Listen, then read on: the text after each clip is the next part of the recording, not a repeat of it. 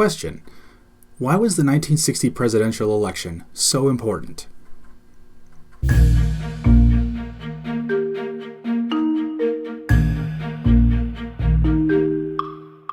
In 1960, the United States had a clear choice between Richard Nixon and John Kennedy.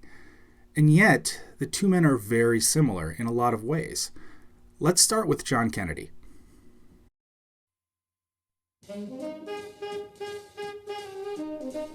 Jack Kennedy's born in 1917 in Massachusetts, and he's the second son of Joe Kennedy Sr., Joe Kennedy Jr. being his older brother.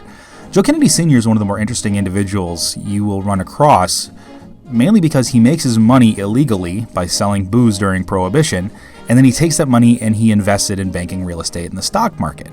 And all of a sudden, he is a multi-millionaire, and he is able to essentially buy positions for his sons. Now, luckily, his sons are all fairly intelligent, bordering on brilliant, but we'll get back to that.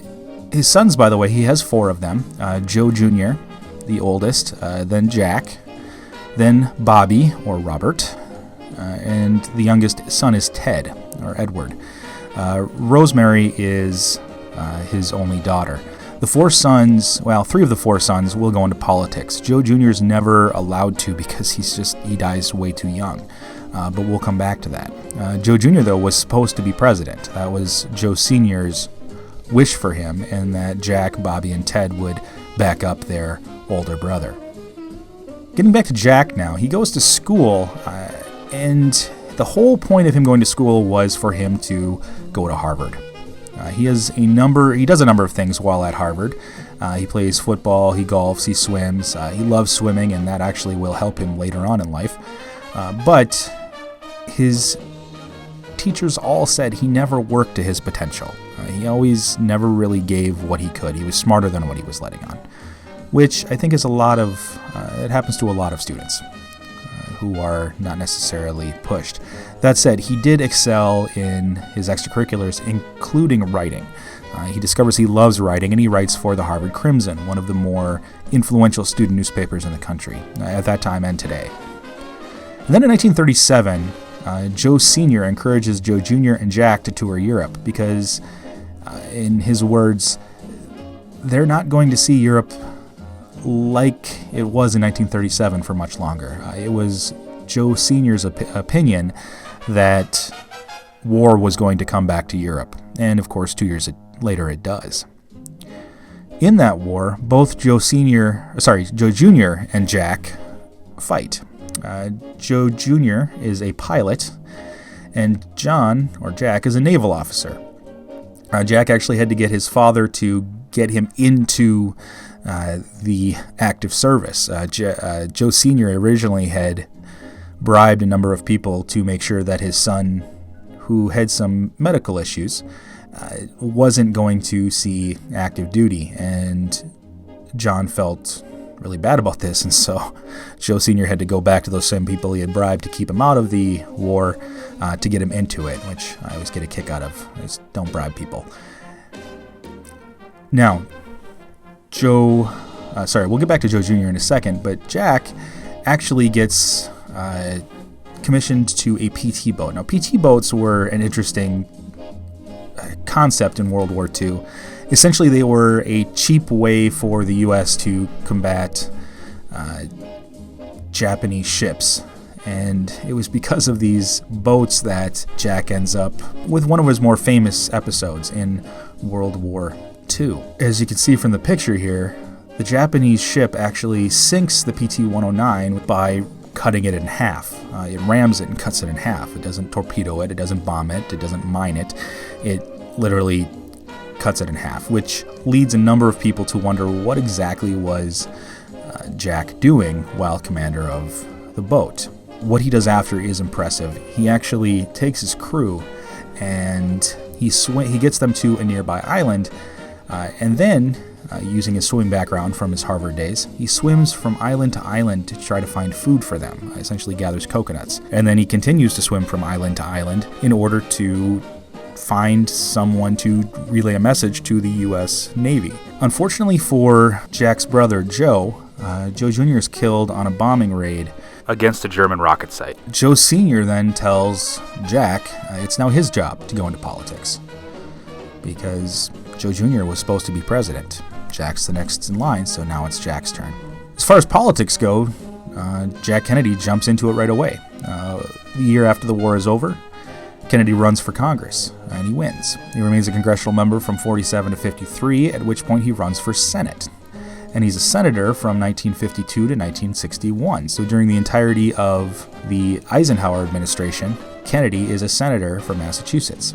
In 1960, he runs for the Democratic nomination, and he runs against a guy named Lyndon Johnson, who we will get to later.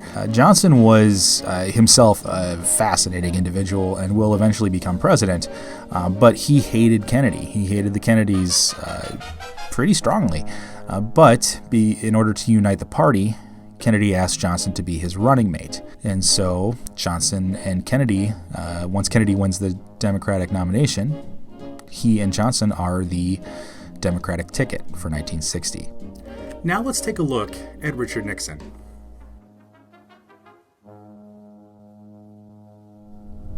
Richard Nixon is born in 1913 on the opposite side of the country from the Kennedys, and he's born 4 years earlier than Jack. But they are essentially contemporaries, and they follow very similar paths, at least in terms of politics.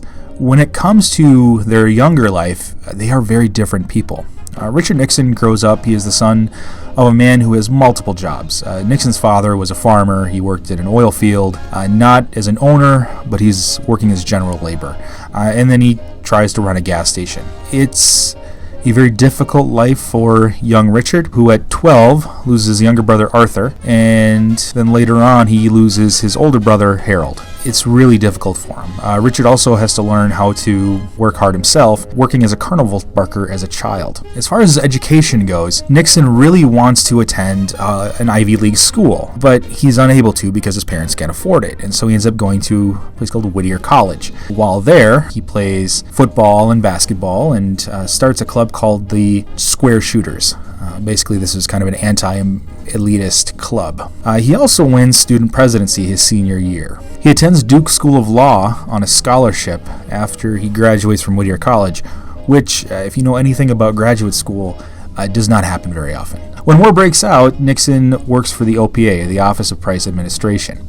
He eventually retires from that, or resigns from that, finding that he really hates how slow governments works, how the bureaucracy works. He likes to try to get things done different ways. He runs for office in 1946. He then becomes a member of HUAC, or the House Un-American Activities Committee.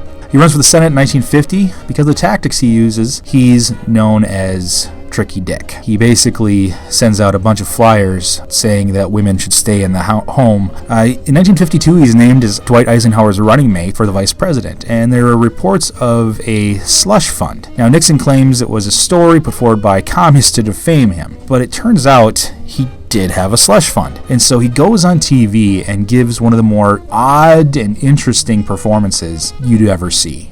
One other thing I probably should tell you, because if I don't, they'll probably be saying this about me too. We did get something, a gift, after the election.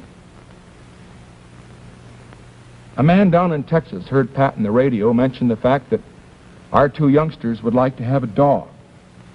And believe it or not, the day before we left on this campaign trip, we got a message from the Union Station in Baltimore saying they had a package for us. We went down to get it. You know what it was? It was a little Cocker Spaniel dog in a crate that he'd sent all the way from Texas. Black and white, spotted. And our little girl, Tricia, the 6-year-old, named it Checkers. And you know, the kids, like all kids, love the dog. And I just want to say this right now, that regardless of what they say about it, we're going to keep him. The election of 1960 saw these two men, Richard Nixon and John Kennedy, face off against each other. Two men who are 4 years apart, but two men who were seen as very different. And this was most pronounced in their debates with each other. You had John Kennedy, who looked polished and ready for TV, and then you had opposite him Richard Nixon, who sweated a lot. It was very different. So how did the two men differ in the 1960 election? Let's take a look at a couple of their campaign ads to see where we might spot some differences. Kennedy, Kennedy, Kennedy, Kennedy, Kennedy, Kennedy, Kennedy, Kennedy, Kennedy, Kennedy. Do you want a man for president who's seasoned through and through, but not so doggone seasoned that he won't try something new? A man who's old enough to know And young enough to do. well, it's up to you, it's up to you, it's strictly up to you. Do you like a man who answers straight, a man who's always fair? We'll measure him against the others, and when you compare, you cast your vote for Kennedy and a change that's overdue. So it's up to you, it's up to you, it's strictly up to you. Yes, it's Kennedy, Kennedy, Kennedy, Kennedy, Kennedy, Kennedy, Kennedy for me. Kennedy, Kennedy, Kennedy, Kennedy, Kennedy, Kennedy, Kennedy. What is the most important issue confronting the American people in this election campaign? There's no question about the answer that I have found in traveling all over this nation. Above everything else, the American people want leaders who will keep the peace without surrender for America and the world. Henry Cabot Lodge and I have had the opportunity of serving with President Eisenhower in this cause for the last 7.5 years. We both know Mr. Khrushchev. We have sat opposite the conference table with him. We know what peace demands. We will keep America the strongest nation in the world, and we will couple that strength with firm diplomacy. No apologies, no regrets. Always willing to negotiate for peace, but never conceding anything without getting a concession in return. Vote for Nixon and Lodge, November 8th. The election of 1960 was one of the closest in the history of the United States. There was a 0.1% difference. Illinois actually ends up tipping the election for Kennedy in the Electoral College, and there's actually widespread talk of coercion by the mob in Illinois. Regardless, Kennedy wins, but now what? Which brings us back to our original question. Why was the 1960 election so important? Well, you have on one side Kennedy, who, while this massively wealthy individual, represents a lot of what the youth are thinking at the time. While at the same time you have Nixon, who is, well, who we have come to know as Richard Nixon. We'll talk more about him later. But you have this change in the country. You go from Eisenhower, who is this essentially grandfatherly figure, to Kennedy, a young man with young children. He looks good, he looks nice, he is a different sort of political being. And because of that, you have a change in the White House, and you'll have a complete change in the country. Thanks for watching. We'll see you next time.